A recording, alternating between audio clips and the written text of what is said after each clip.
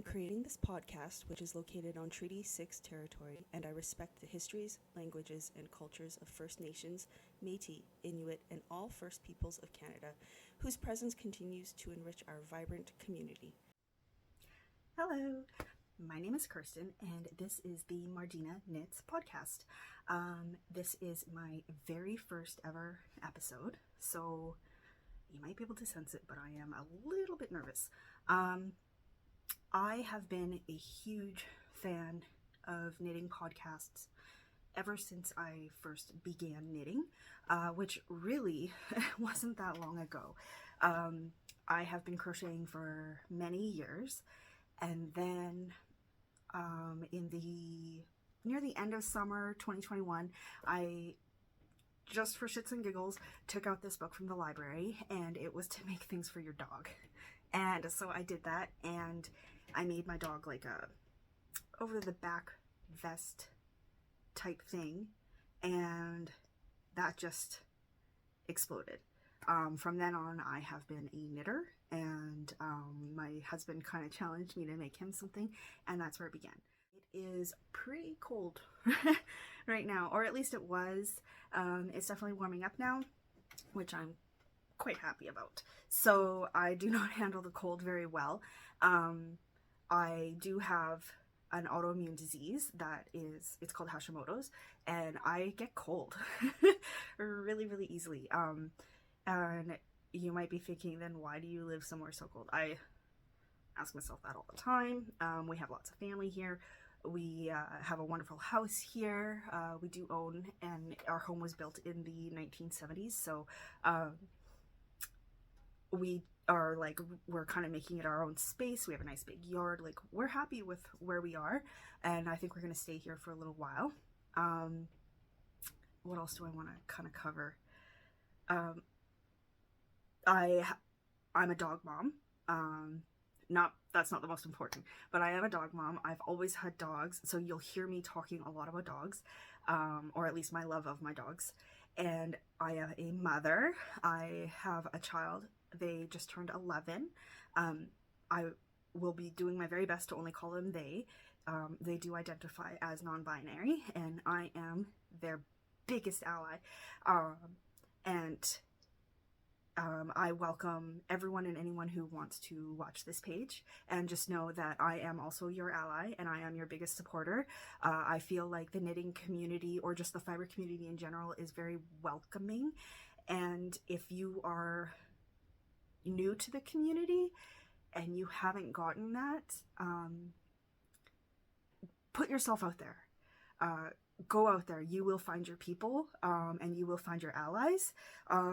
Or send me a message and I'll be your ally. So yes, and then also I am a wife. We got married in 2007, and oh my goodness, it's 2023. So we're coming up on 16 years of marriage in July, and I love him. So yeah, I guess I will start getting into some of the more yarny things. But first, grab something hot to drink, because that's kind of important with knitting. I have in my favorite mug, it's super cute, okay? It says in the inside, life is better. And then when you drink to the bottom, it says with a dog. And there's like this little pug at the bottom, and it's like the cutest thing. Today I'm drinking Ruby hot cocoa. It's a little bougie, but oh, it's so good. Normally I'm a coffee drinker. I love coffee. I love caffeine. Yeah. So yes, get yourself something hot to drink, get yourself comfy, bring out your knitting if you have a whip that you would like, and let's get into my, I guess first we'll talk about my current whips. No, we'll talk about my finished objects. That's what we'll do. Okay, I was a good little podcaster. I made show notes. Okay, so first of all, finished objects. Let's start at the top of the pile. I literally, there's a pile, okay? These are the Trail Walk Mittens, and the pattern is by Leeanne Lange. It's a paid pattern. I got it off of Etsy, and they are like the warmest things ever. I made these not for myself. I made these for my husband. And he said that they are great for when he is shoveling the driveway, when he is warming up the car, if he has to walk out to the mailbox, because we don't get mail delivered to our door anymore. You have to walk to one of those big community boxes. But yeah, he absolutely loves these mittens. They're super warm. They are 100% wool. I cannot for the life of me remember what the outside layer is made out of. I did purchase the yarn at Statement Junkie. It's a yarn store in Sherwood Park, and they were great for helping me figure out exactly what kind of yarn would be best for this project.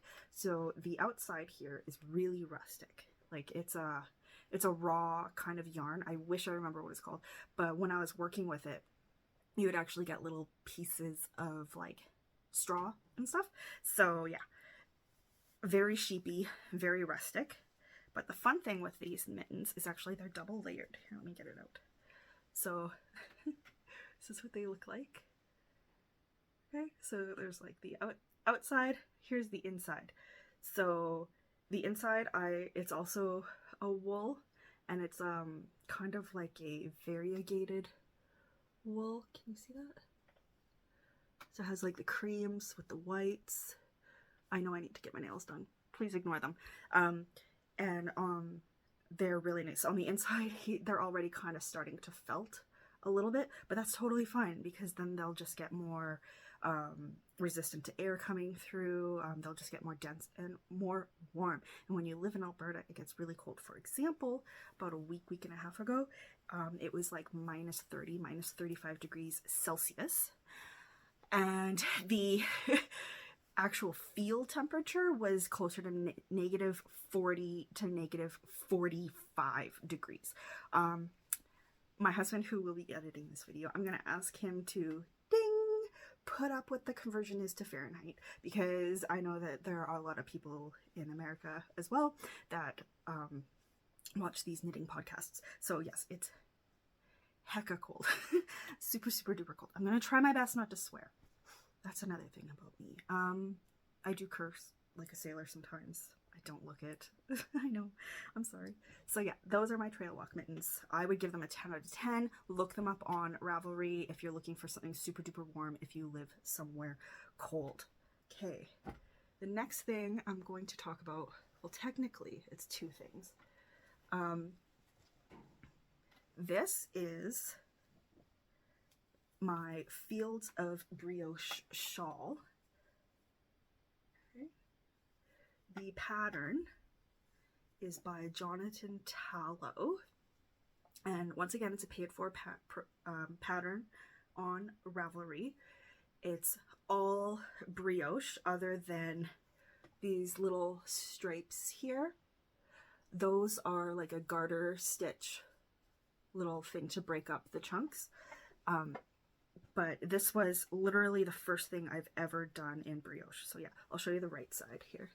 So you start here. This is where you cast on, and then you work your way down, doing just an I-cord edge on here. It's I-cord edge here too, but this is where your increases go. And then garter, and then you do your next color, garter, and so on and so forth until you get to the end. And this is actually going to be a gift. I don't have the label, so I can't remember the names of the actual, of the colorways, but it was smash knit fibers in their fingering weight. It's technically a sock yarn, but I absolutely love it. Here, I actually have, right here, I have the yarn. These are the 3 leftover skeins, and that's quite a bit. Like, I would say I have probably half or a third of each skein left, and then so I had a whole bunch left, and then my best friend in the world, we have known each other since we were 15. For reference, I'm 37, so we've been best friends for a long time. We're actually more like sisters. The one thing we don't have in common, she loves to run. I don't. I'm not a runner. Never have been. And that's okay. That's why we make such good friends. Opposites attract. But she had bought these mittens. They're the kind that flip over, so they can be fingerless if you want. But she had bought them when she was, I want to say, like in Nepal or something. She's a big time world traveler. She wore the heck out of them. It felt like it was 100% alpaca what she brought me. So I have made her something a little bit more sturdy. I used that yarn from that shawl to make these. Aren't they cute? So these will be perfect for her for when she's running because they're not too thick. You can still get quite a bit of airflow. These are a little long on me. That's because she has long fingers. I have short, stubby little fingers. So yes, I made these for her using that leftover yarn, and it was a great pattern.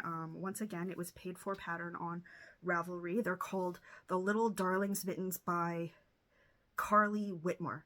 And actually, I got that wrong. It's a free pattern, 100% free. And I think it's totally worth just hitting download on it. So yeah, here is the cuff. It has like a mini cable cuff, and then you go into the thumb gusset, and then you just make the rest. So yeah, super easy, really comfy, super cute, and they won't keep her hands too warm when she is out running, working on her fitness. I need another sip.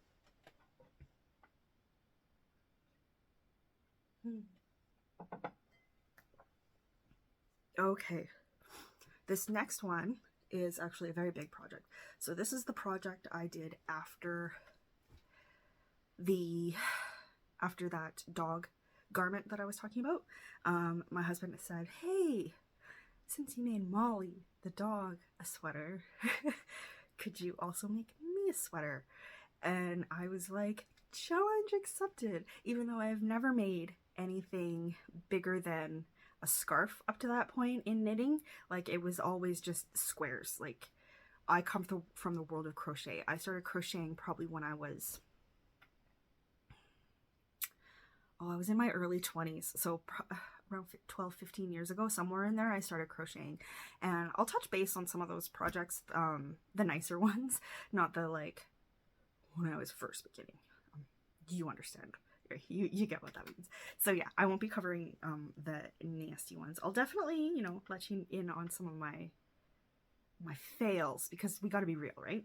Okay, so he asked me to make him a sweater. So not only did I make him a sweater, I made him a hoodie. So there's the hood with the ties, and then there's the body, and then it actually has like a pocket in the front. So this definitely isn't the most perfectly knitted item out there. There were a lot of lessons to be had, such as in the sleeve. This sleeve is quite nice, because this is the sleeve where I figured out how to carry my yarn, and then without having to do ends on each and every stripe. So on this one, you can kind of feel it, like on each stripe you can feel where the ends are woven in, and I had to block the heck out of it to kind of make it a bit more straight, but he absolutely loves it. It keeps him super duper warm. I got all the yarns at a store called the Fiber Nook, which is in Edmonton. And did I write down, because I can't remember on these ones everything that it's all the yarns as well.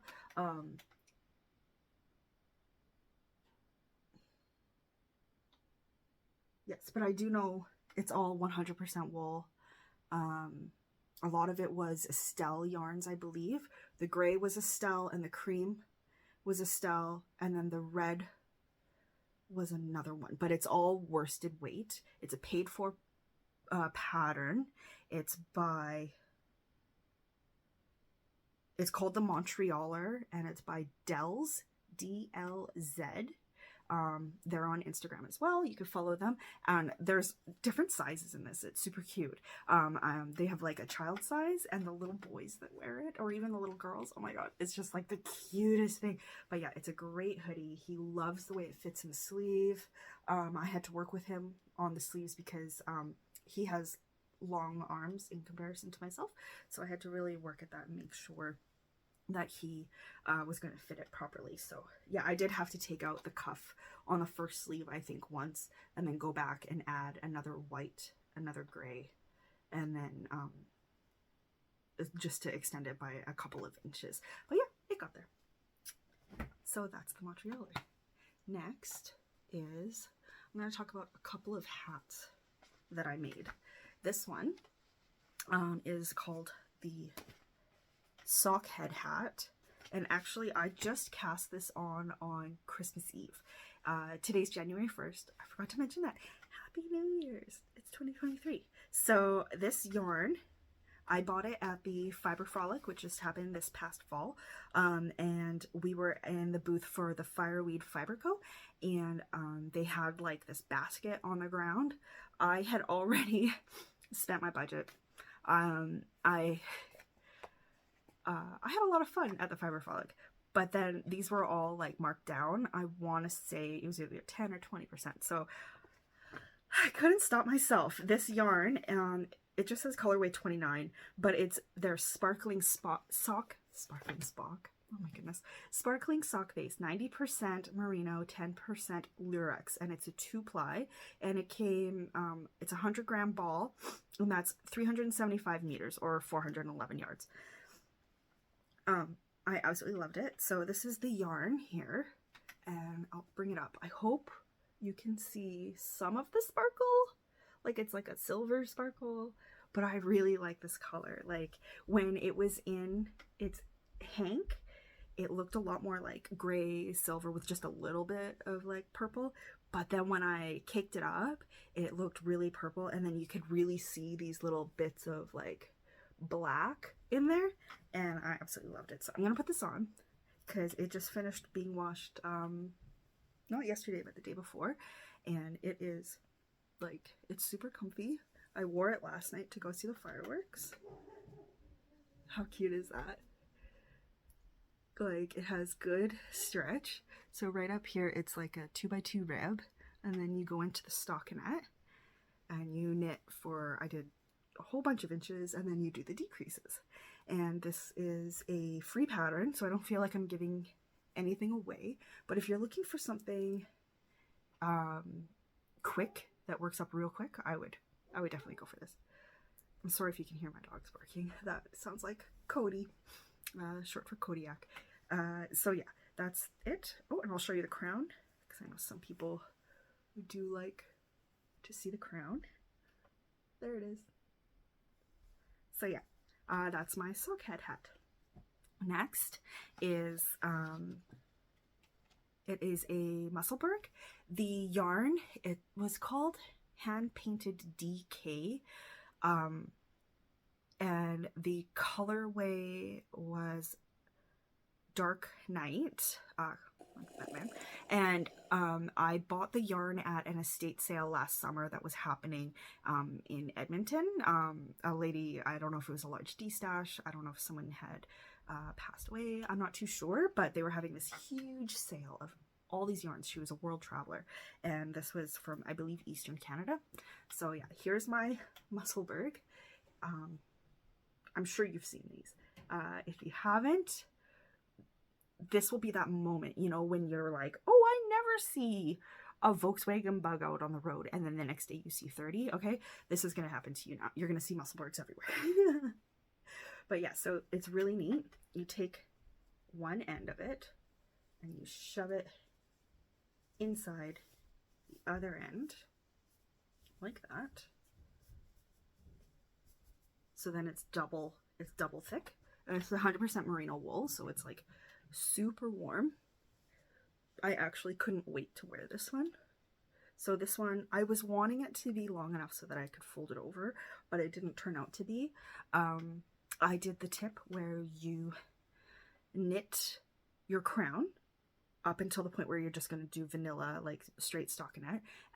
So I knit up until I was going to start the vanilla, and then I weighed my yarn. So I weighed it before I started, and then I weighed it again at that point, and that told me exactly how many grams I had used.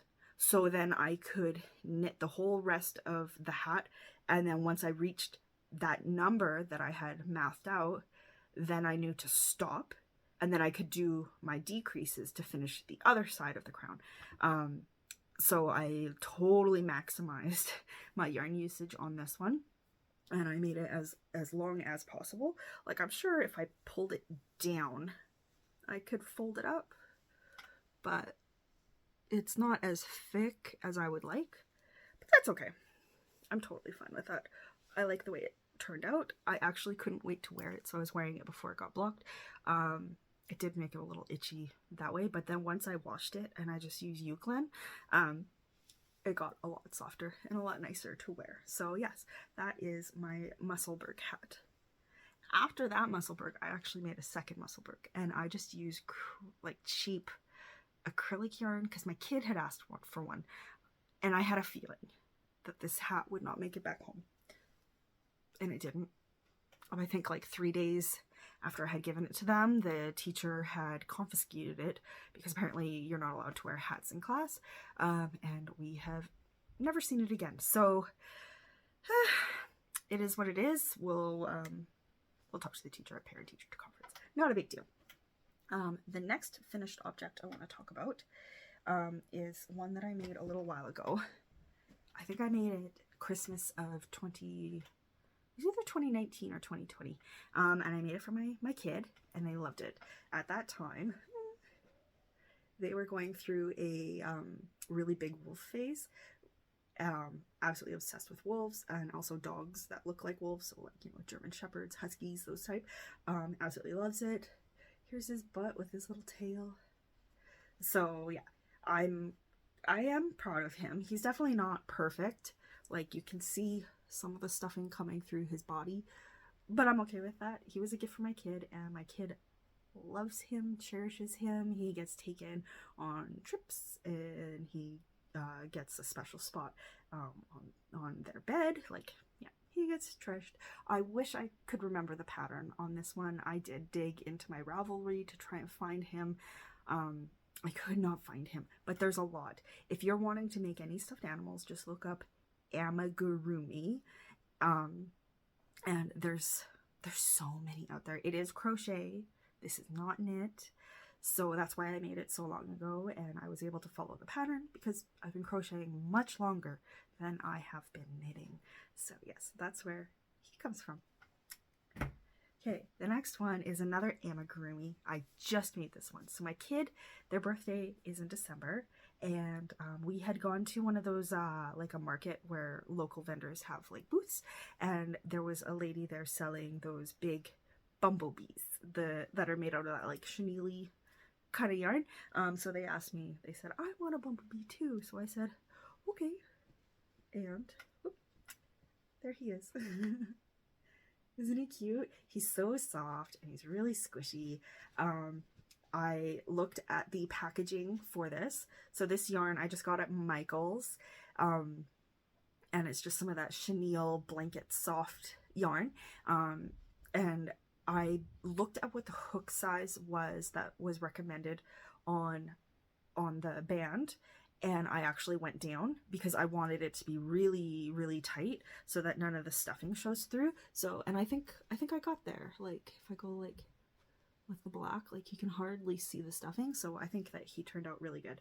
To be honest, for some reason the wings took me forever. Like, I kept sewing them on wrong. So honestly, that is what took up most of my time. Creating the body, putting on the eyes, stuffing it. Easy. But for some reason the wings were screwing with. And that is nothing to the designer. So this pattern is called Jumbo the Bee, and it's a free pattern on Ravelry, and it's by Curious Papaya. So just like the fruit. But yeah, so the pattern itself is written wonderfully, just my brain was just being stupid, so it wouldn't work. And then I'm just going to show, oh, my husband really wanted me to show this. This is a fail. Okay, it's been sitting locked away in a cupboard for a few years now. When we first bought this house, so about 6 or 7 years ago, we were painting. I love color. Like, my house is not one of those houses that has gray furniture and white walls, and no, I love colorful things. We have different shades of wood throughout our home. I like things to be cozy and warm. I have candles, like look behind me here. Like, this is the aesthetic of my whole entire house. So I set out to make a carpet or just like a little throw rug that could go under the coffee table or at the end of my bed. And I failed.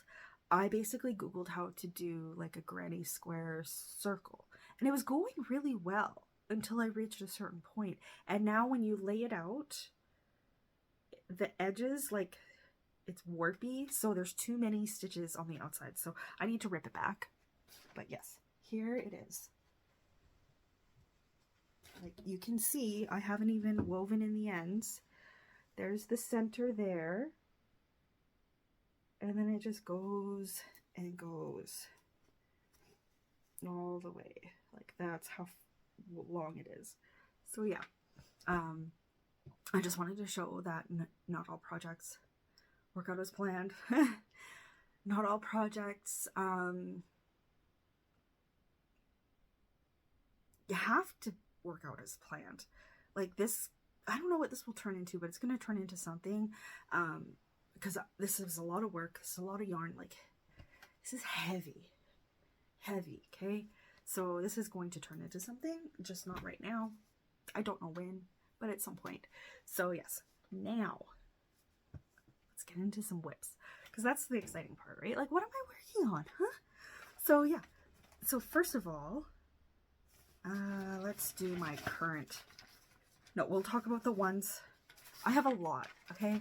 So I had a friend come over. She also has her own podcast, but yeah, she had come over and we were talking, and she had never been to my house, and she saw the little corner beside the couch where I keep all of my whips, and she's like, oh. And I was like, yeah, I'll let you in on it, because like, my husband and my kid are always here, but I don't think they fully comprehend how many different projects I have on the go. And so after talking this through with Sydney, I came to, like, she didn't say anything like, ooh, or anything. No, I came to this realization 100% on my own while having this conversation with her. I should hibernate a couple things. So let's go through the ones that I'm going to hibernate. Yes, I'm gonna go kick my dog out first, though. 1 second. Sorry about that. He misses me, apparently. And apparently I forgot one of my finished objects. Here it is. They are a pair of socks that I made, just using basic yarn that I got at Michael's. Actually, here's another ball of it that I also bought. I want to say they were on sale for like $5 a ball. And I was like, why not? And I really like the colors in this one. I liked the purples and the grays and the pinks. And yeah, so this is using the Vanilla Latte sock pattern by the Crazy Sock Lady. I believe it is a paid for pattern, but it went really well. I really like the heel construction. This was my first ever sock that I made, and I wear them all the time, like all the time. I wear them. I love them so much. They get washed quite regularly, and they haven't worn through. I'm not feeling any bald patches, but yeah, so I also bought it in this blue color, and it's just loops and threads, perfect pair yarn. What is it? 70% acrylic, 23% viscose from bamboo, and 7% polyester. So, and it does technically come with its own pattern, but you can never go wrong with one of the Crazy Sock Lady patterns. Even though it was my first pair, I knew that. I knew her reputation, so I went for it. So let's do that. So that's what I did. So that was my, oh my goodness, I lied. I have one more FO. That bumblebee that I made, I was left with a lot of yarn left over. And I have been getting really frustrated with the process of, you know, just dealing with all of my notions. So I would have all these different bags. One bag would have like all of my different types of stitch markers and stuff, and another bag would have like maybe my extra crochet hook for picking up dropped stitches. It was just a mess. So I made this. There is on my Instagram at Mardeana Knits. I did a little reel on this, but yeah, let's quickly go over it. So it's a box. I made it on Boxing Day. The irony. I had been working on that Sockhead head and I just needed a break. You know, I had been working on that for like a day and a half straight. So yeah, I needed something different. So you undo the ties, real easy. Take off this lid, and the lid itself, ignore the dog hair. Everything in my life has dog hair. It's like a little box. You can see that? So you could use this, you could set this down beside you on the couch or a coffee table, and you could put whatever you want to easily grab and have it that way. Or you can keep it like that, take the body of the box and put it inside, right? And just kind of wrangle those ties inside. So I'll do that real quick. Okay. And then inside, you have all these little compartments. So in here is like this big compartment. I'll put that down. I have my barber cord, scissors, notepad, and then through here there's like a little, let me see if I can show it to you. See those pink things? That's actually just a hair tie going in here through the other side and then back out there. And I'm just using that to hold onto my little crochet hook so I don't lose them. And then on this side, I can sort everything. So in here is all my like generic stitch markers, like the kinds you buy like at Michael's or whatever, nothing fancy. And then in this one I have like, there's those little kitty ones. And I also have a whole bunch of like the little dog hair, of course, the light bulb stitch markers. Over here I have sorted out a whole bunch of like my nicer progress markers, a whole bunch of them. Okay. And then on this side I have my tape measure. I want to replace this. I want to get a new one. And then anything else that might be a little bit larger. So this is kind of weird, but I like to use these little hair clips like for your hair, just to grab onto the end of the yarn on the outside of a cake if I don't have a cozy or something that I could put it on. That's what I'll do. So yeah, so I'll just put that there. Hopefully it doesn't fall. So yeah, now we're gonna talk about whips. I promise you. Okay. So next, the ones that I'm going to be hibernating. I'm going to be hibernating these because they are maybe items that I don't really want to wear right away.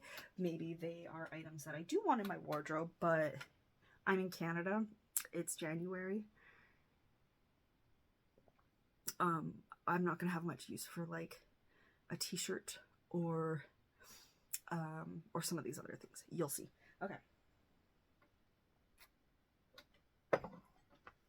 The first of which is going to be, this is called the Campfire Granny Square Cardigan. You just look that up on Ravelry and it'll actually take you to this website, and basically I copied and pasted all the bits that I needed and then put it into like a Word document, and then I printed it off that way. But yeah, you just put it into Ravelry, Campfire Granny Square Cardigan, and it's going to come up. I'm sure you have seen these. They were really popular last summer. That's why I decided to start making it, because I saw so many and they were just so cute. Like I just wanted one. So here's one of my hexagons, which will be like, so this dark part will be like the armpit basically. So these are all the colors that I'll be doing. Here's the other hexagon. This one's just not having the light blue on the outside yet. And I'll just kind of like spread all my yarns. Oh boy, there they are. So there's all like the different yarns that I'm using. I'm not always the best at color matching, so I came up with this way. I kept seeing all those Karen cakes at the store, and I'm sure you've seen them. They're the big like plates of yarn basically, and I saw this cake and it was on sale. They were like $5 or something, so I grabbed 2 of them. And then when I got them home, I caked them up, but then when it would switch to the next color, I would cut it, and then that would become the next cake. So that way I knew all the colors would go together. Professionals did the job for me. But yes, I'm going to work on this. I want this for when I go camping in the summer, but really we don't start camping until July, which is like 6-7 months away, and I can crochet very quickly. So yeah, this project I am keeping in a crocheted bag that I actually made for myself over 10 years ago. I cannot find the pattern anymore. I don't think, maybe it got deleted, but it's just a basic market bag that I had crocheted for myself. So yes, that one, I'm going to toss it far away. It's being hibernated. Next is, yes, I'll talk about this one. This one is called the Soufflee Tea, and it's by Penrose Knits. And the yarn I am using is Kid Seta Super Kid Mohair by Prolana, and it is the color Slate. I really like the color because it made me think of like, it's coming out brighter here, but it reminded me of like a dark, like a denim-y blue, and then the inside has like a white, so it almost like glows, and it's super fine, of course, like most mohair, and I love it. But I've gotten quite far.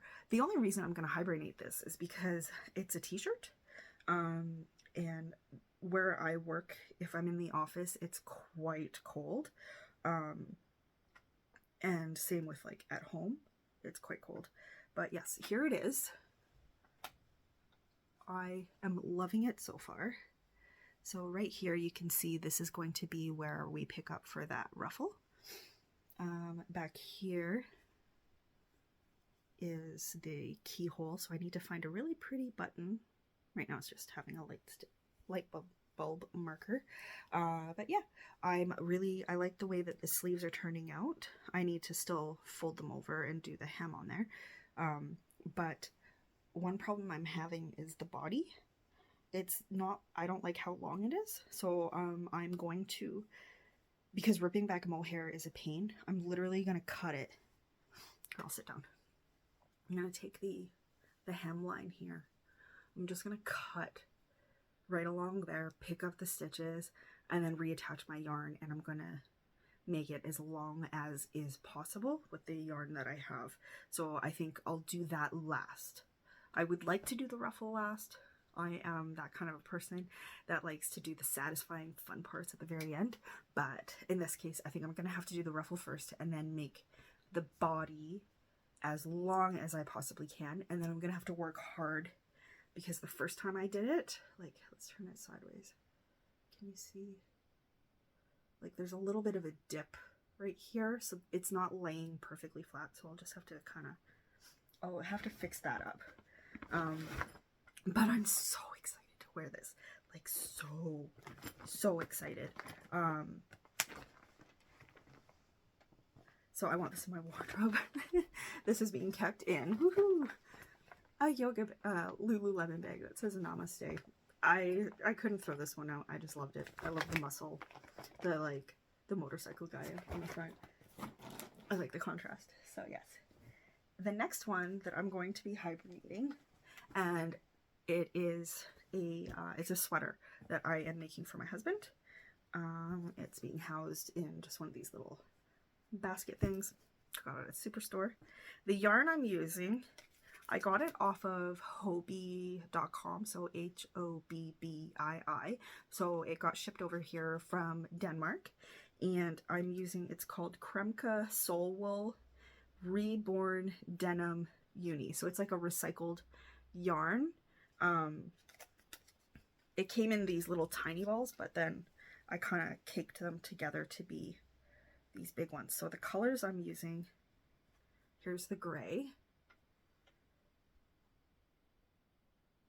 And you can see like the kind of variation in there, like you can tell it's a recycled fiber. And then here is Ignore all the dog hair. I'm sorry. Here's the blue.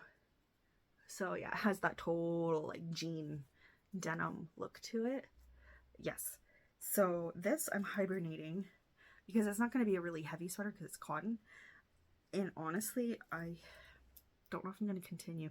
The pattern itself is called the Rock Island Line by Jan Howorth. Howorth. It was a paid for pattern. And it's just not, I don't know. It's like a broken rib. The body itself is like a broken rib. Like you can tell I haven't touched this in a while because there's like so much dog hair on it. But yeah, like the bottom, it's a bottom up. So this is the bottom. And I'm just not really enjoying it. I'm not enjoying making it. So that's another reason it's just going to be hibernated for now. Because I'm not going to force myself to do something that I'm not 100% enjoying. I'm not. And I encourage all other knitters, crocheters, makers of any kind to do the same. If something's just not bringing you joy, put it to the side and make something else. Like I did with the box. I got sick of making the Sockhead hat just because I had been doing it for, 48 hours. Well, the free time I had in those 48 hours. And I just needed something different. So I made that box. It took me all afternoon. But I encourage you to give yourself that grace as well. We're not all perfect. We don't have to be monogamous knitters. I believe in that monogamy definitely has its place. Okay? But with knitting and crafting, you can explore. You can definitely go out there, give yourself that grace, have some fun. The next one that I'm going to hibernate is a pair of socks. So, should I show first what I've done or what they're going to be? This was my first ever foray into color work, and I really like them. They are coming. Oh. Where are they? It's the pink one. There they are. Okay, so it's coming out of this book, the Harry Potter Knitting Magic book. I got this at Indigo, but I've seen it at other stores, like even at yarn shops. And it's the official Harry Potter knitting pattern book by Tanis Gray. And I'm not going to show the pattern, but there's the socks that I'm attempting to make. Aren't they cute? They're the golden snitch socks. And then there's also a mitten pattern, but the socks were just like so cute. But here's what I've done so far. Not that much. Not that much. We have like 3 rows of golden snitches. And you guys, I'm so proud of it. I think I'm doing really good. Like there's still quite a bit of stretch when it comes to the color work part. Like I know a lot of people tend to have that. So I was just being really mindful of it. And the yarns I'm using, I actually have the labels for this one.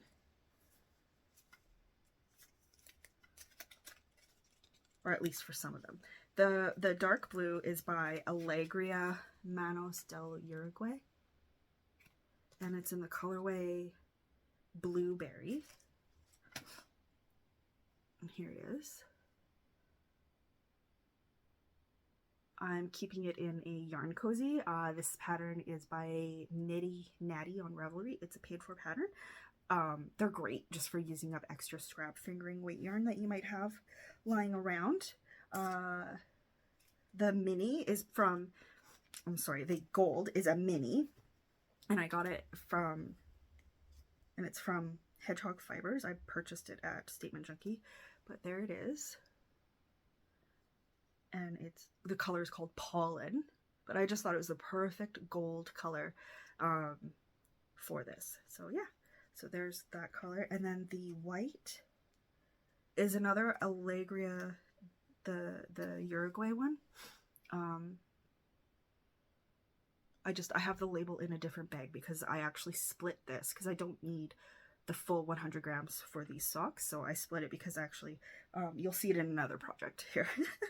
So yeah, and this actually, I had like the perfect bag for it. I got it from Indigo from when I had gone to like one of those, the book releases. I want to say it was for the very last book.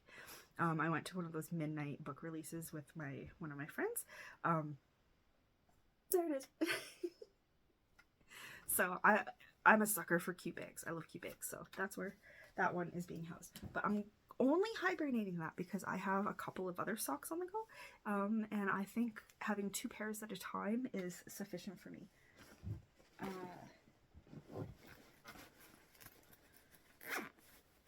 Yes, so the next one that I think I'm going to hibernate, and when I say hibernate, that's a full out lie. I might frog it because I'm just not enjoying it anymore. This is, what is it called? Oh, it's called The Cami by Leah Luka. It's spelled like the knitting needles. So Leah, L-I-A, and then Lykke, L-Y-K-K-E. And it was a paid for pattern. The yarn is, I'll show you the project. It's a cami. It's a 1x-rib cami, the whole thing. And that's how far I've gotten. I've been knitting on this for what feels like forever. Like, I cast this on last summer. And it's just gotten to the point where I'm not enjoying it. I feel like, I'll hold it up so you can kind of see it on my body, like, or up against my body. Like, once it stretches out, it's gonna be just like so big. So big. I really, really do like the yarn. I really do. It's called Estelle Yarns Eco Paint DK. And it's in the Starling colorway. So here it is caked up. And I really do like it. It's 100% wool, so it'll be a warm cami. I thought it'd be great for layering in the winter. But I'm not enjoying it. It's gonna wind up too big.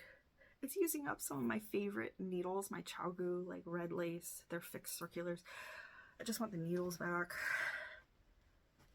And then also it's using up this project bag. It's just like a basic one I got at Michael's, but it's like, there's just so many aspects of it that I'm like, why are you here? Why? I don't enjoy you in my life anymore. So that one might not be hibernating. That one might be getting frogged. I'm gonna give myself that freedom and that grace because that yarn is beautiful. I absolutely love it. I could find something way better to make with it. So that might be what I do. Okay. Next, we're gonna talk about some whips. Yay, whips. First, another sip. Because this is getting cold. Maybe I should bring my mug warmer in here. I love it.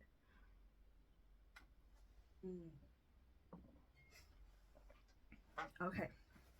So this is a sweater that I am making. This, I'm actually really excited to have it in my wardrobe. The pattern is from this book, Seamless Knit Sweaters in 2 Weeks. This is definitely taking me longer than 2 weeks because I'm not, sitting down and just doing it. The author is Marie Green, who is the founder of Olive Knits. So it's going to be good stuff. So, yeah. Where is it? There's one picture in here that's really good. And of course it has her in it. She's gorgeous.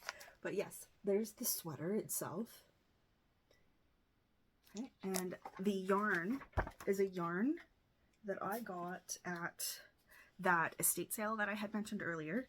And it's Serdar Flirt double knitting yarn. And it is 80% bamboo sourced viscose with 20% wool. So I'm loving the way this is working up. It's so pretty.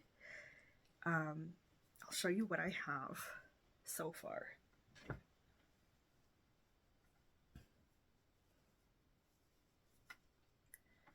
So here it is. Here's the top. You can kind of see the cabling starting.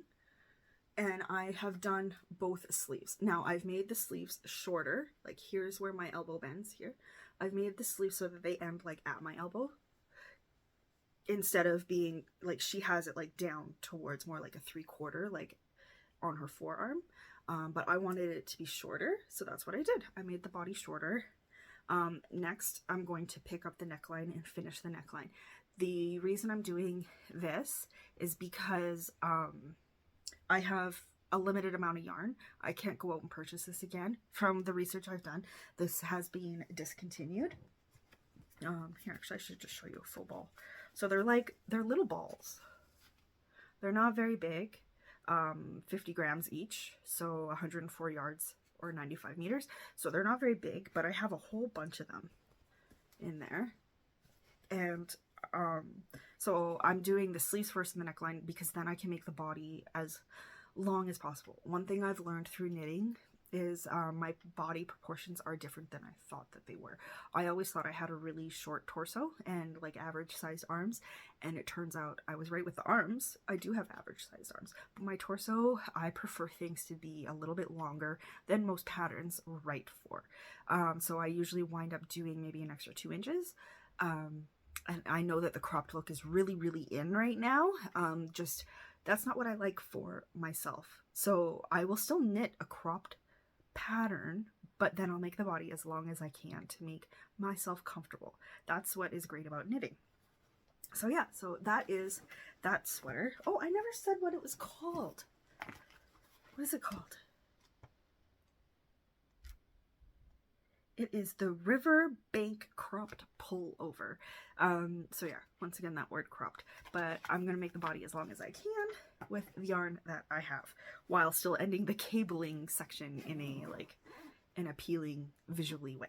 I am keeping this in a project bag that I got from Larch at the Fiber Frolic last spring. So the very first one that they ever had, it was at the Italian Cultural Center, and I met the lady at Larch there. She was super friendly, and it's a mushroom bag. Look at the mushrooms. It has waxed canvas bottom, and it has this really nice suede handle, so you can like bring your project wherever you want to go. And yeah, actually, I'm going to share a tip with you guys. Because I hear a lot of people saying they don't want to get project bags that have a zipper because they're worried that it's going to snag their yarn in it. This is a tip I learned when I was getting married and I was buying my wedding dress, and they were teaching me how to zip up the garment bag at the end of the day for after I was done my wedding. So what you do, you don't just grab the zipper and start zipping. That's how you get snags. That's why you hate these project bags. Take your thumb, shove it under, grab, and keep your thumb, like my thumb is reaching all the way to here. Keep it underneath, and then zip, okay? And when you get to the end, pull your thumb out. And nothing is snagged. Nothing is snagged, okay? So if you didn't know that tip already, I hope that maybe you'll find that useful. And if you've been avoiding using some of your beautiful project bags that just because they have a zipper, now you don't have to. You have that tip. Just, yeah, use your thumb and you'll be good to go. Okay, the next one I'm going to talk about is, it's called the Wilderness Sweater. And it is by, here, actually, just look at her book here, Linka Newman, and it's a paid for pattern on Ravelry. It's knit bottom up. I made a boo-boo though, and I don't think I purchased enough of the colored yarn that I need, so I am getting rid of, there's a color work section at the bottom around just on top of the ribbing, because it's knit bottom up. So I got rid of that, and I'm not going to do the color work around this. I'm just going to do the color work that's up on the top. So the yarns that I'm using, these once again came from Hobie.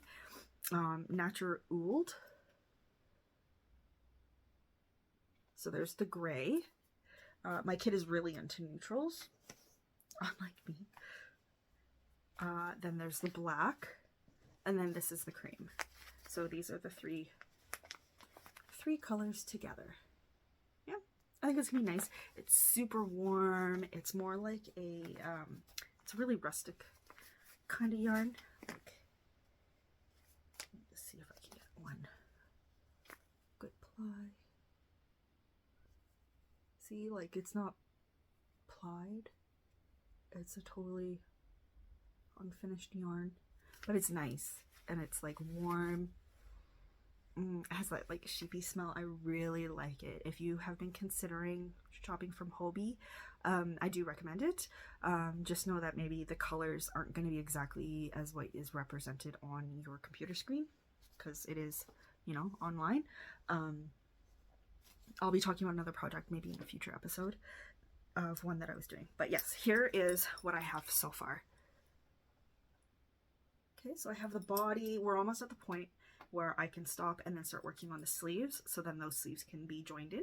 But yes, here is as far as I've gotten. And I have, this is like my beginning of round marker. It's a little corgi. I got him at Firefrog. I cannot remember the booth though, but yeah, he's super cute. And then this one I actually made myself. It was a charm I found at Michael's, and I bought a bunch of these D-ring, like the earring backs, and so I just have a whole bunch of them. So whenever I see a charm that I like, I buy it, and then I come home and I make my own marker.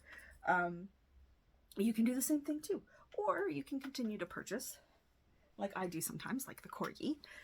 If you see ones that you like, please do continue to support those local companies. But yeah, don't be afraid to get creative and make your own. So yeah, oh, and that is actually being housed. This isn't a project bag. This I got at HomeSense. It's like a gift bag, like a reusable gift bag, and it's just made out of like canvas, and then it has like the drawstring top. I think I paid $5 for it, and it fits everything perfectly that I need for that. So yes, there is that guy. I'm just gonna move everything that I don't need.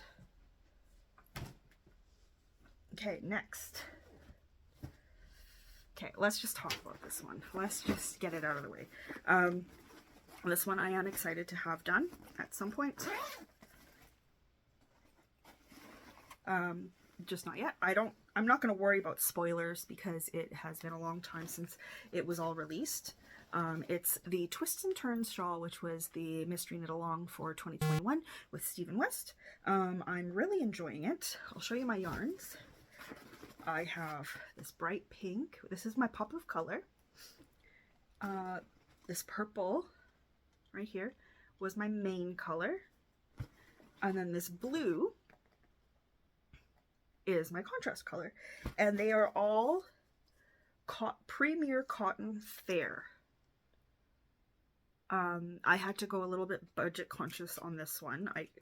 As much as I would have loved to buy one of Stephen West's kits, I just didn't have the money for something like that, and especially since it's being shipped all the way from Europe to here, it'd be quite expensive.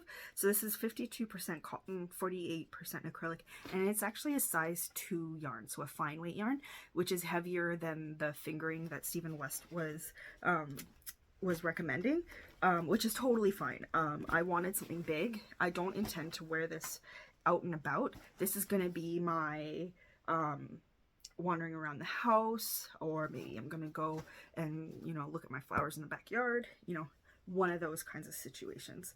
So yes, I'll show you what I've done so far. Okay, I've gotten quite far. Here is the center panel with the braiding and the chevrons, and then you go into the wings. So there's my one wing, right? And then it goes over here. And I really liked this section right here with these little mini cables. This was fun to do. Because first you knit this long thing, and then you fill it in with this here. And it just gets smaller and smaller, and I really liked it. One thing that kind of drove me nuts, and actually I've seen other knitters make the same comment. When it came to this section, I got like so excited because I was like, oh my goodness, garter stitch forever and ever and ever. This is exactly what I need after knitting this section. And on the one side, I was 100% correct. It was exactly what I needed. It was It was a lot easier. It was mindless knitting. It was perfect. I am a lot like Laura from Penrose Knits. Give me garter stitch and give me German short rows and give me decreases, things like that, and my brain is just like so happy. So the one side I was totally right on. It was just knit, knit, knit, knit, knit, knit, knit, knit, turn, knit, knit, knit, knit, knit. But then when you get to the other side, it's the opposite. The opposite. So this side, it was purl, purl, purl, purl, purl, turn, purl, purl, purl, purl, purl, turn. Like, and I know that I purl almost as fast as I knit, but I prefer just straight up knitting. So yeah, this hasn't been touched in a little while, and it's because every time I go to pick up this bottom section, the next section that's underneath the braids, I don't have the capacity to actually turn on his video and do it at the same time. And that's what I need. I need to do it from not just reading the pattern. I need to watch him because for some reason things just aren't lining up. My stitch count is totally right. Everything is good, but I need to know that I'm starting that particular section how I should. This I'm keeping in a bag I actually stole from my kid. I found it in their closet. They're ma mère, so my mother-in-law had purchased it from like Goodwill or something, and they never used it. It still had the label, and I love ladybugs. Love them, love them, love them. So I stole them. The kid never even noticed, so it's mine. Okay, next, whip.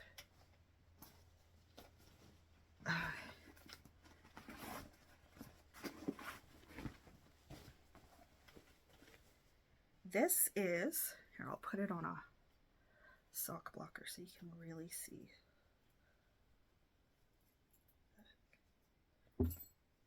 Okay, these are a pair of vanilla socks on 9-inch circulars by the Crazy Sock Lady. The yarn, let me find the label, is by K-Zip Knits. It's their Garibaldi fingering, which is 80% superwash, 20% nylon, and it's in the colorway Polar Vortex. This I also got at the Fiber Frolic, and I was there with some of my friends, and I had been on the lookout for like really colorful, fun yarns, and they all knew that, and I saw this and I squealed and they laughed, and then I took out my credit card. So like, this yarn, this is almost me, like 100% me. It has the purples, it has pinks, it has a bit of white, and then the blue. I absolutely love it.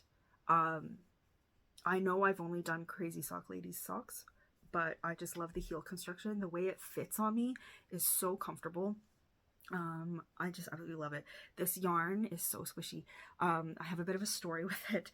When I went to go start on the second sock, I for some reason didn't count the right number of stitches, and then the pooling wasn't working out. So this is my second sock. I had gotten this down like a little bit further, and I was like, why isn't it pooling right? And I had my friends look at it and they couldn't figure it out. And then I decided to count the stitches around, and I was off by either 6 or 8 stitches. And yeah, that'll definitely get rid of, that'll really mess up the way the color is working, and also it'll mess up how it fits. So it was turning out like more like stripey than like this pooling effect that I'm getting. So yeah, I'm really happy with these. This one is so comfy, and now I have this much on this one, and I am very much looking forward to when I can wear these ones, because knitted socks are now my new favorite thing, and that's all I want to wear on my little feetsies. Next one is another sock. You're going to see a little bit of a theme here at the end of my whips. This one I am making, it is with, here's the yarn. Isn't that cool? It's called A Zauberball Crazy by Shawl. It's 25% polyamide with the superwash wool, and I'm really enjoying it. These are going to be for my husband. He saw me making all these socks for myself, and he was like, I want some socks. So I was like, okay, babe, let's make you some socks. So I went out and bought this yarn specifically for these socks because he deserves something a little bit more masculine. These aren't going to fit my sock blocker just right because his foot is bigger than mine. But here's the first one. Not pretty? I love the way that the colors fade. So yeah, I'm looking forward to that. I have barely, like, I'll show you, just barely begun on the second sock. I've literally just cast it on. I haven't even joined in the round yet. So that is just now beginning. So yes, that is what I'm working on for my husband. And now, of course, my kid is also saying, Mom, can you make me some socks too? So I have a really hard time saying no to them. I'm their mom. I love them. What can you say? This one here, I haven't even seen this one on a sock blocker yet. This is going to be exciting. It's a first for everyone.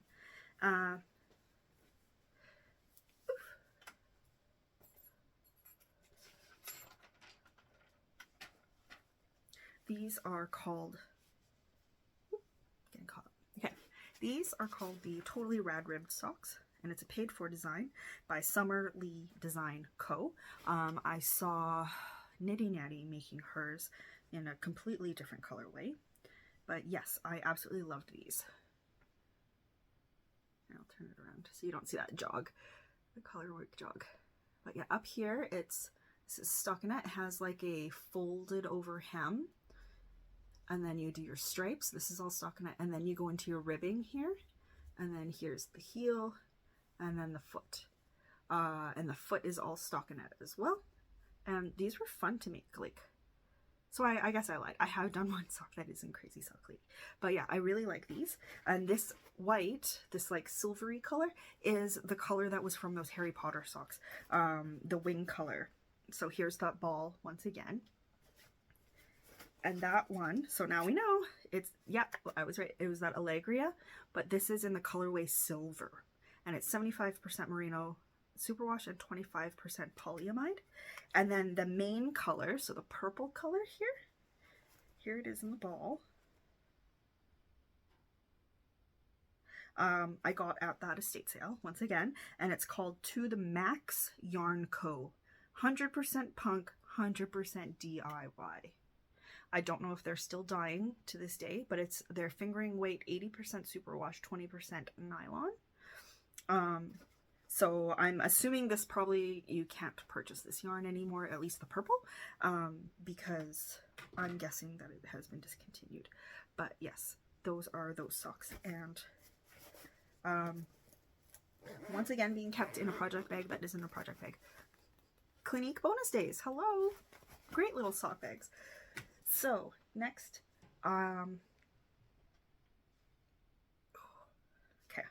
one more Musselburgh, and I'm actually doing this in a worsted weight yarn. It is the leftover gray yarn from my husband's Montrealer sweater that I had shown you earlier, and here it is. And once I get, where's the red one? There it is. Once this stitch marker is about 6 inches from the end, 6 or 7 inches, that's when I'll start to get to do the decreases. But it's in that really thick wool. Here you can see the stitches. Yeah, and it's going really well. So I fully anticipate to be done this one, if not today, maybe tomorrow. We are going out. My sister's coming into town, and we're going to go take all the kids to see, I think, Puss in Boots. So if I don't get it done tonight, I'll definitely get it done tomorrow. But he is very excited. And this is not being kept in a project bag at all. It's being kept in my yarn bowl. If you've ever wondered what to do with all the stickers that you get, put them on your yarn bowl. Unless you have like a really nice yarn bowl, then leave that be. You know, one of those handmade, hand-thrown ones from a pottery place. Like, don't cover those in stickers. But if you have a plain white one from, you know, some generic store, have at her, decorate it up. Okay, and then, oh, and I am using this hat. This was a store-bought hat. It actually, I'll show you. It's my husband's. He likes this one. And it's a Zelda hat. So I'm using, because he wants it to be able to fold over just like this. So that's where I'm getting all my measurements from. I found a hat that I knew he already liked. And I asked him to bring it to me. And then I measured it. So now I know exactly how many inches I need to go so that he can have the same kind of fold over result at the end when it's done. So yeah. And now, oh, I forgot to talk about what I'm wearing. Okay. This is something that I did make. This is one of my first things that I ever made for myself that was like bigger. So it is the Cardigan number 7 by My Favorite Things Knitwear. Here it is. I absolutely love it. It's so soft. You can see all the stitches. And here's the cuff. So you can see it's not a solid black, like I have the green in there. I can explain. I can explain, I swear. So, where did it go?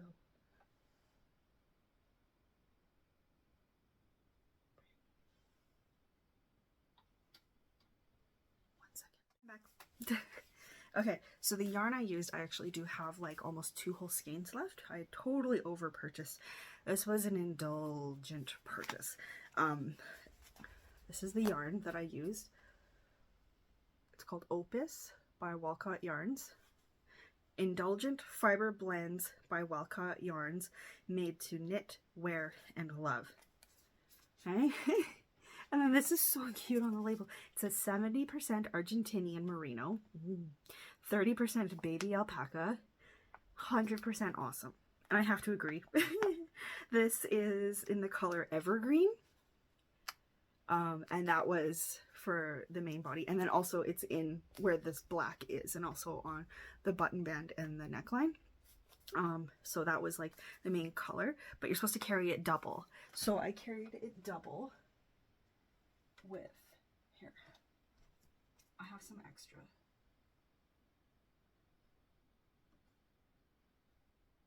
Okay. So this is the black. So this is the yarn that I would have used on this section, but then there was also a green color, which, oh, it's right here, which I used for the body. So I paired this with this for the body, and then I paired this with this for the button band and the cuffs. So the black, it's called Wool Addicts by Lange Yarns. And I believe this is 100% alpaca.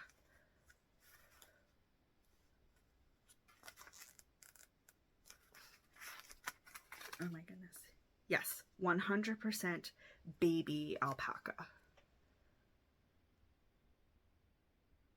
So that's what made it a bit of a luxury purchase. I definitely overbought on yarn. So I think I'm going to attempt to do a destat, at least on this.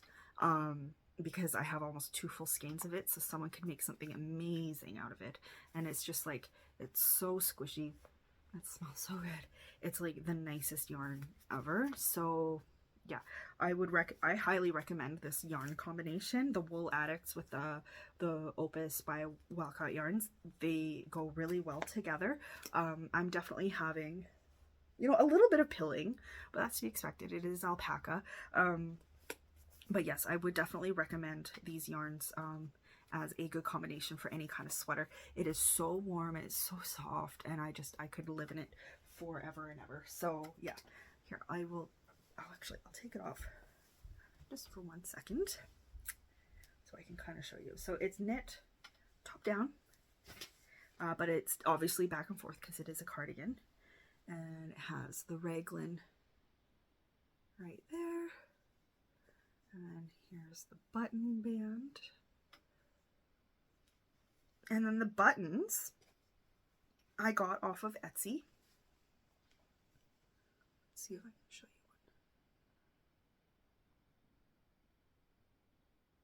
you one. The buttons are called the Peony Bloom Metal Buttons, and it's by Lionwood, Lyanwood, and they're in the color brass, and I got them off of Etsy, and they were $10 for 10 buttons, so I didn't think that was bad. Pretty good price. And I just wanted something that I didn't want just basic like plastic buttons or anything. I wanted something a little special, you know, so that's why I purchased those. Okay.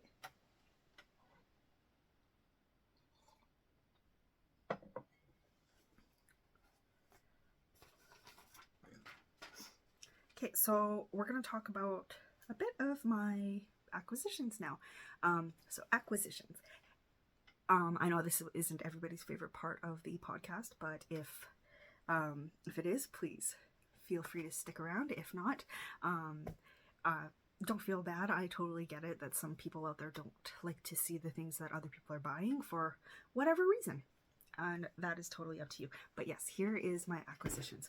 This is a project bag that I got at the Fiber Frolic.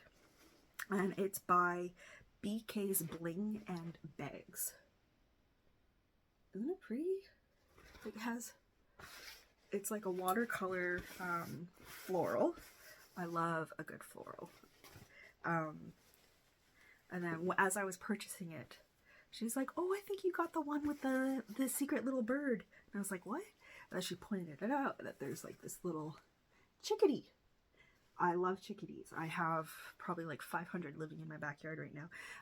And I just thought that he was so cute. And then I got it home, and you can fold over the edge to make it so that it turns into like a bucket, which is great.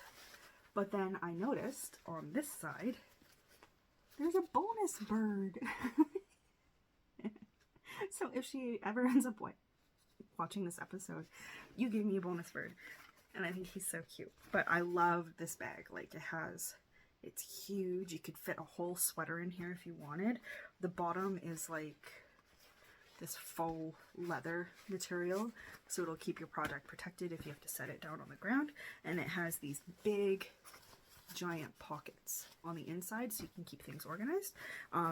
What I like to do is I use this bag, and then I'll take a couple of my smaller projects if I'm going to like a knit night, so some socks or a sweater or whatever, and I'll just combine them all into this. So this is like my travel knit bag. So if you see me coming to an event with this, you know I mean business, because I am there to knit. Yes. So that was one of my acquisitions. Next, we're going to talk about a few yarns that I got. So this one I got at the Fiber Frolic in the spring, and it's by Numana Yarns Hand-Dyed Yarn, and it's the Salisbury Sock Peace, Hope, and Strength Kit 3. So you get the full skein in this color, and then you get the mini pop of color. You could have chosen either the blue or the yellow. And then when you purchase this, it includes a digital download for their Dandelion Wishes pattern. And a donation, so $12 from the purchase of this went to Ukraine Humanitarian Crisis Appeal through the Canadian Red Cross. So I felt really good about making this purchase. I like to support the Red Cross and all of their efforts. So yes, I purchased these. I did cast them on. I didn't have the right size 9-inch circular, so I just made do with what I had, and it didn't work out, so I had to frog them. But I'm very excited. These are going to be a pair of shorties, and I will be using their Dandelion Wishes pattern. So I'm very much so looking forward to those. Next up is a yarn. My husband and my daughter went out. I had gotten some good news one day at work about a contract that I had been working on, and it was, you know, a happy day. So they went out and they decided to surprise me with a skein of another Manos del Uruguay Alegria in the superwash and polyamide, and it's called Peach and Chia. 75% merino, 25% polyamide, and this is it.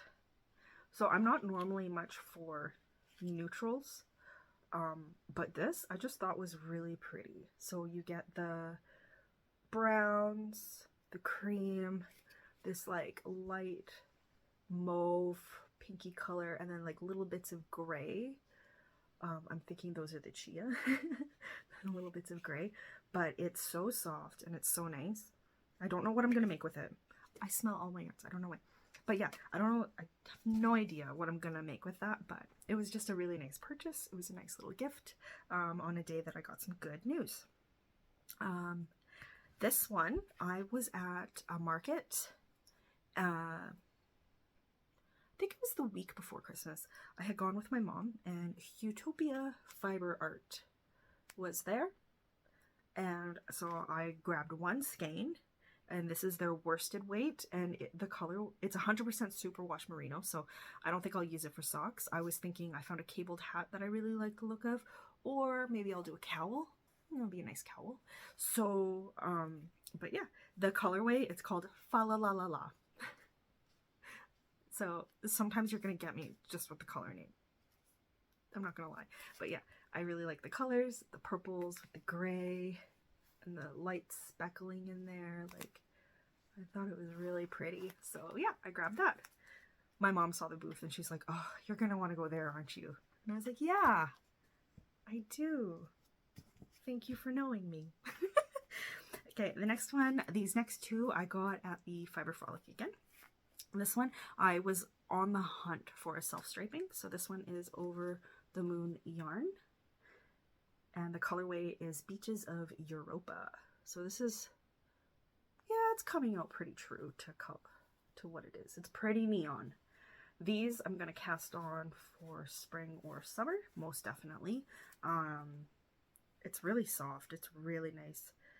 It's 85% superwash merino and 15% nylon, which is their electron sock blend.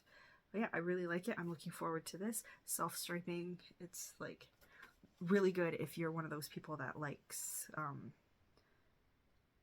doing color changes or like looking forward to the next step.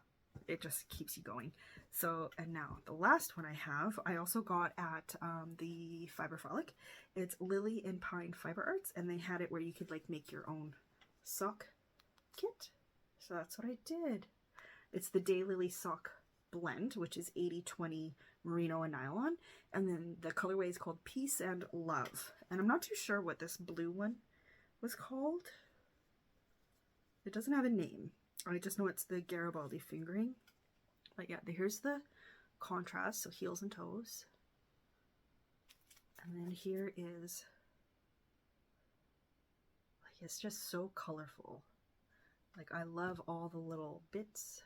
Like here, all of a sudden it's like yellows and stuff. Like, where did that come from? But then over here we're like peaches and blues. Like, I don't know how this is going to kick up, and I do know it's going to be wonderful. So yeah, those are the yarns that I've purchased. And then on Christmas, I got a little bit spoiled. I got this book. So my husband went out and he purchased this. I had never said anything to him about wanting to make anything for the home, but maybe we're just like simpatico that way. But yeah, he bought me this. Wilderness Knits for the Home. And this is by Lincoln Newman. So the same person that I'm making the Wilderness sweater from. And there's just like, just gorgeous things in here. Like, I won't give away any of the patterns, but like, look at that orca pillow. Like, stop it. And like, of course, you get me with the dog photos. How pretty, right? There's just like so many just gorgeous things in here, like these wall hangings. There's blankets, there's pillows, there's a whole bunch. So I'm definitely going to be looking through here and looking for something to put into our own home. I've been wanting to maybe make some really nice cushions for our bed or in the living room. So I was very excited to receive that. Next, I got barber cord. I'm sure you have heard of barber cord. It's great for if you are knitting something and you want to be able to try it on, or if you're needing something just to hold your stitches and you don't want to sit and fight with needle and like scrap yarn. So in here, I'm actually going to be able to do a bit of a comparison. This is the barber cord that they get. So this is like the actual barber cord, so the one that I just got for Christmas. It has almost like a powdered texture to the outside, and it does have like a little bit of stretch. These are the ones that are actually like the Knitting Barber, like their brand. When I had made that huge purchase from Hobie, I got some of theirs, and theirs is totally different. Theirs is like shiny plastic, and I have used it. It does work. I think I'm more excited to try this other one because I think that as you're sliding the yarn across the cord, I think it won't get as caught up as it does with the Hobie one. But I will keep you up to date on, as I use those, my actual like review on those, on which one would be a better purchase in my own honest opinion. And then the last gift I got, which you've technically already seen, are my sock blockers. So I've been needing a pair of sock blockers for a little while now, and I don't know, I just never made the commitment. And then my husband went into Statement Junkie, and they helped him out with picking out my Christmas gifts. And he said he knew I needed sock blockers, and he almost bought wooden ones, which would have been fine. But then he had like an aha moment, I guess, at the till, and he was like, no, these ones would be better because they'll dry faster. And it's true. Your socks will dry faster if you use wire sock blockers like these. I know that the wooden ones are super pretty and super cute, and you can get customized ones with your name or some kind of picture. Same with the plasticky ones. Like, you can also get those custom, and I've seen some really cute ones out there. So just know that they do serve a bit of a different function. These, I think, are a little bit more appropriate of a value for your dollar when you're actually wanting to purchase something that is functional. So yeah, those are all of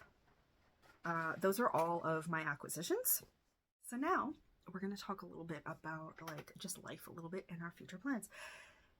2023 is here. Today's January 1st. This should be going up, I'd say, in the next couple of days onto the YouTubes. And a lot of people are out there busy setting goals, resolutions, things like that. I try not to be that strict on myself. I really don't think you're going to ever hear me saying, I'm going to go on a yarn diet. I'm going to stop doing this or that cold turkey. I don't really have any really, really bad habits. Of course, I would love to live my life as healthy as possible. So in the knitting world, I'm going to try to not have as many whips as I do now. I have a lot, and I forgot to show you one. I'm not going to bring it out. So I'm going to try and be a little bit more monogamous with my knitting. Maybe have one large project and then a couple of small projects. I do always like to have something small so that I can just like shove into my purse and bring with me wherever I go. All my friends and family know wherever Kirsten goes, knitting goes. It's kind of expected. So I'm not embarrassed about bringing it with me. But so I always have something smaller, and then if I could just have like a sweater or something larger on the side, I think that that would be really great. Another thing that I do want to make for the spring probably, so after I get through a couple of those whips, including the ones that I have hibernated, I want to cast on a vest, and I have seen a couple from Lily Kate Makes that I really liked the look of. There's one, I can't remember the name of it, but it is a ribbed vest with buttons going down the front middle, and it is just like the cutest. I think it would be super adorable over just like a plain long sleeve t-shirt, or maybe a blouse, like a floral blouse or something. But yeah, I definitely do want to make that one. And there was another sweater that I want to make from her too. I can't remember what it's called, but it's like a crew neck sweater, and it has a poofy sleeve, and then it just goes down to the elbows. I do want to make that one of hers too. I absolutely love her stuff. So yeah. And what do I want to talk about next? So yeah, those are my future plans. I'm not going to be really strict on myself. I'm really enjoying the journey of knitting so far. I'm really enjoying just making the things that make me feel happy. I don't focus on, oh, I have to gift knit something for someone, or no, like I'm not going to overwork myself that way. And I encourage you to do the same. Your crafting is your crafting. It's not anybody else's crafting. I'm totally fine with it if my husband, if my kid asks me to make them something in particular, like they'll get it, but they understand that these things do take a lot of time, a lot of work, sometimes a lot of money, depending on what it is. So they are knitworthy because they get it. They've seen it. But then you have your friends who are like, hey, I saw this amazing sweater on the runway. Can you recreate this for me? I'll pay you for the yarn. No, I'm not going to make that for you. And if you have a friend asking that of you, and they're not going to fairly compensate you or do some kind of like a work exchange for that end product, it's not worth it. Go ahead and try to explain that to them. But don't let the requests of your friends and your family stress you out when it comes to your crafting.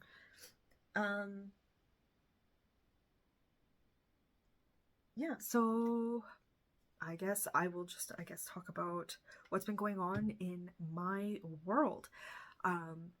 I only started knitting in I'd say in 2020. And at the beginning of COVID, we all know what that means, 2020. At the beginning of that, 2020 was going to be our year. It was turning out really good. We started out the year with a trip to Cancun. Everything was wonderful. I had another trip coming up with a girlfriend. And then the world shut down, as you know. And through that process, I kind of lost touch with a couple of friends. Some, just organically, and some very, very intentionally. And it left me feeling kind of lacking a little bit in my socialization.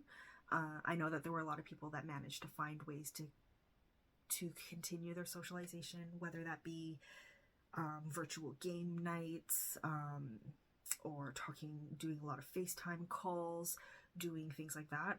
I didn't have that. I never even tried to find like a Zoom knitting or anything to do. I probably should have. And for the sake of honesty, my mental health definitely suffered through COVID. I started to feel really lonely, really withdrawn, and I just, it just it wasn't a good year. It wasn't a good year for anybody. So then I really started to get into my knitting, like really, really bad. And then yarn stores started to open up again. And I was so excited to be able to go in and squish the yarn and not just buy from Hobie or wherever. Like, I just really, really wanted to be able to go in and like see other people, talk to other people. And so when the world started to open up again, I really found myself using knitting as a way to make friends, as a way to make introductions or to start conversations with people. Knitting for me has been like my saving grace, and it has led me to finding like the most amazing community. So the people out there who might be watching right now, you're part of that. Like, this community is so friendly, so accepting, and I strive to be one of those people too. And I started going to like a knit night at a yarn store, and I made some friends. It's really hard to do when you're in your 30s to make some friends. And we were knitting some of the same kinds of things. Some of them had the same time frame, like for experience as I did. We would bring in our projects that maybe we were having struggles with or whatever, and we would help each other work through whatever that was. And then through that, we have just become a really good group of like knitting friends, and we do our own knit nights together. We go to Fiber Frolic together. We have plans, I think, tomorrow to get together. If I could knit with them all day tomorrow, I would, but I don't know what's gonna happen. But yes, I'm just very excited to put myself out into this community a little bit further with this YouTube channel, and to maybe make even more friends, or to just see that community grow, and that like, I don't know, like, it's just a loving feeling. So that is what I take from knitting. It gives me peace, it gives me joy, it gives me a sense of community, it gives me a sense of accomplishment when I create something. My love language is gifting, so when I can gift something that I have made and then that person uses it, like those mittens for my husband, that just makes me so happy. That is my love language. So I guess maybe now I will start to sign off, because it's been an hour and a half. My husband is going to be editing this for me because he loves me, and so I don't want to make this too much of a job for him. But anyways, thank you for coming with me. Thank you for going through my madness. I know this has been a long episode. My next one will be shorter because we've hibernated some of those whips. So I'm just going to be talking about the ones that I'm going to be continuing to work on.